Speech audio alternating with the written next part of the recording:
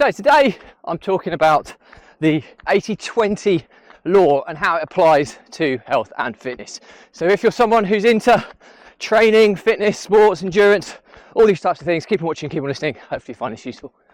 Welcome back to consecutive day 1601 of a diary of a Runpreneur.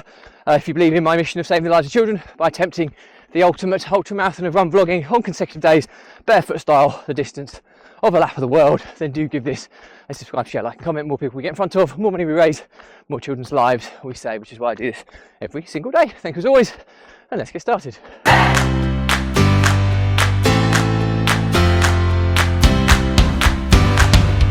So, consecutive day 1601 of Diary of a Runpreneur, and today's topic is all about the 80-20 law and how it applies to health and fitness. So you've probably heard a common phrase that's used in health and fitness, that you can't out-train a bad diet, and it is so true. We all know about it, but it's really difficult to take it into consideration and apply it appropriately. So the reason I'm doing this episode is because I've recently been adopting a health and fitness subscription service called Zoe App.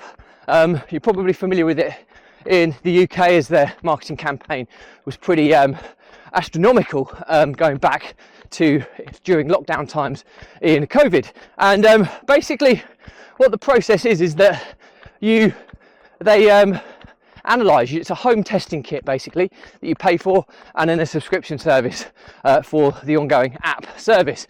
And what it does is it will measure your blood sugar levels, your blood fat levels, the microbiotics of your gut makeup, and gut transition time as well. And using the data that they've got across hundreds of thousands, millions of people, they can then use an algorithm which scores foods based on how your body deals with kind of sugar levels, carbohydrates, fats, proteins, fibres, all of this type of stuff in different foods, and will give you a scoring system for what food is suitable for your body, in particular the microbiotics of your gut.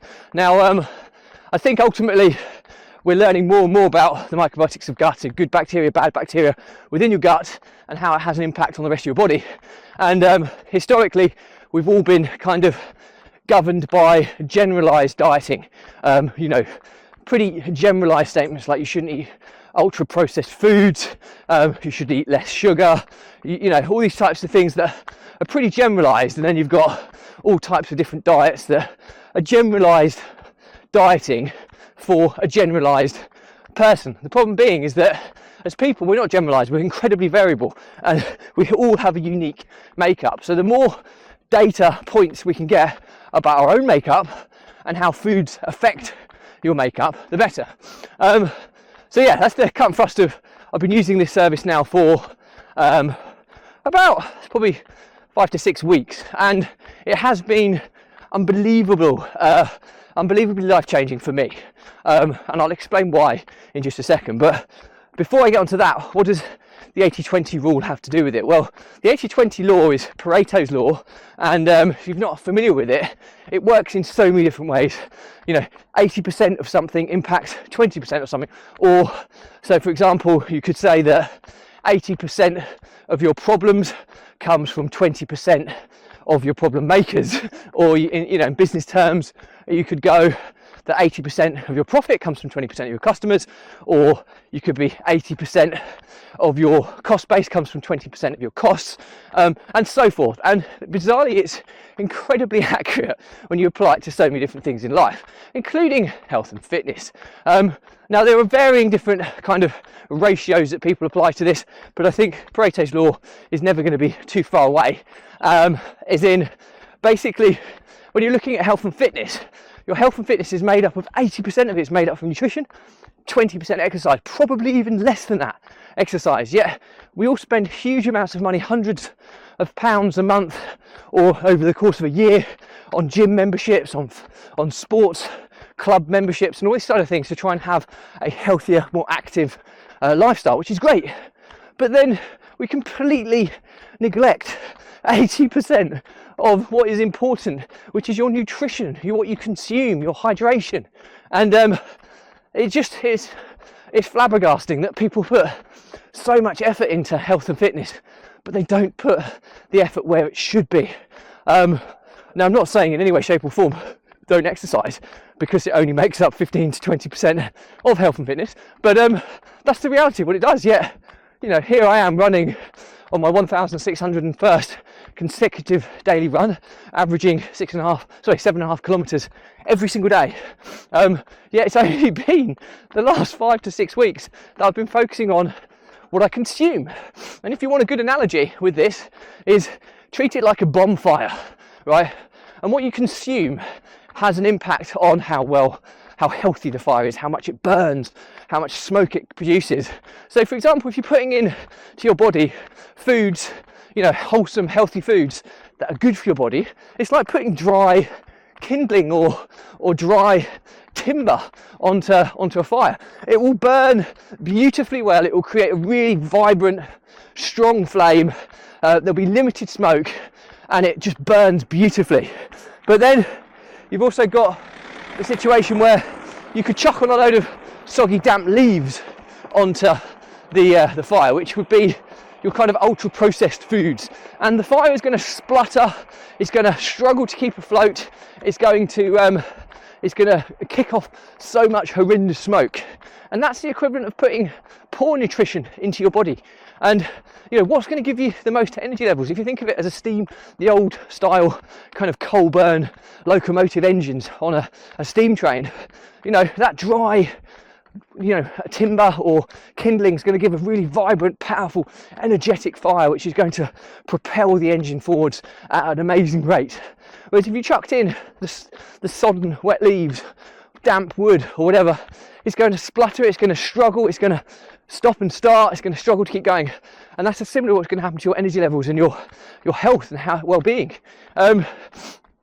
So it's about time that we spent a bit more time and energy focusing on this, yeah, and also possibly investing in services like Zoe. Now, I'm not affiliated with Zoe App by any way, shape or form, but it has been pretty life-changing for me. And in 5 to 6 weeks of using it, scoring what my food is that's suitable for my body makeup, my microbiotics in my gut, is I'm someone who struggles with irritable bowel syndrome and IBS, or as many people know it as. And the reality is if I was eating certain foods, it would have a negative impact on my digestive system, and I'd be dashing to the toilet in quite a lot of pain at times, which isn't normal.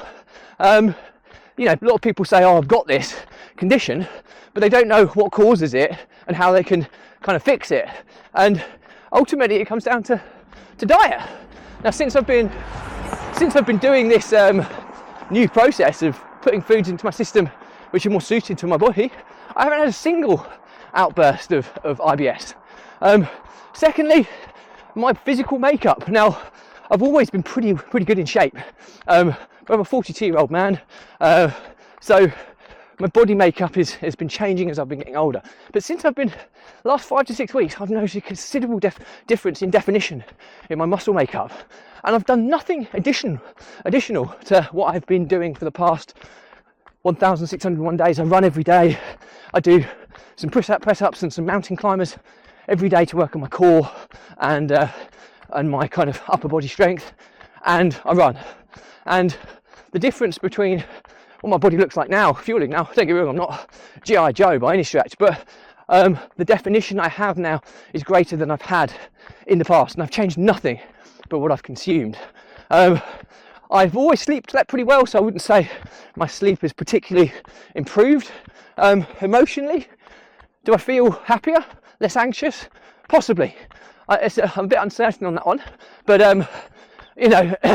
it's when you subscribe to this service, it's supposed to have an impact on your whole health, whether it's whether it's you using it to lose weight or maintain weight or feel better or sleep better, emotionally be better, all these types of things.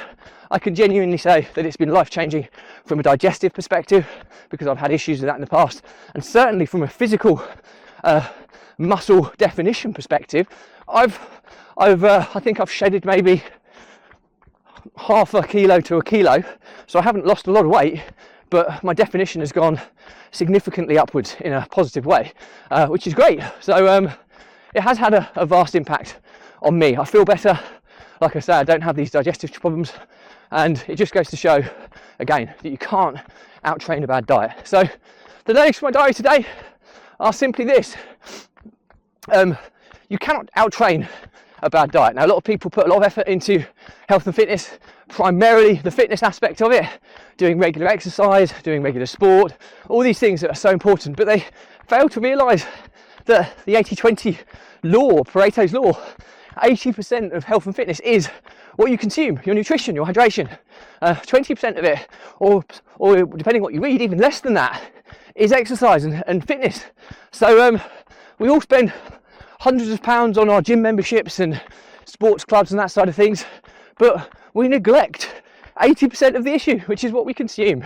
And that's where kind of a service like Zoe App, which I've been using now for the past 5 to 6 weeks, it has genuinely been life-changing.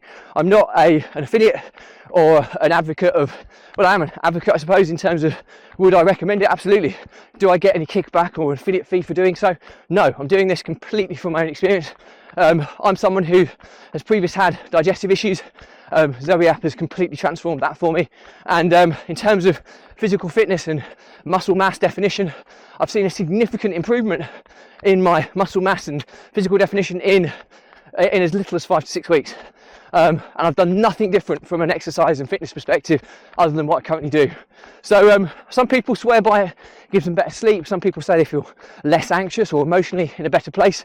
All these things are impacted by your nutrition and what you consume. So don't you think it's about time you can start giving it a little bit more focus and attention? And there are now facilities out there or services out there that can really help you do this, just like what Zoe App has done. So for me. So anyway, that's it. Any questions or comments, drop me a line. I'll respond to everyone.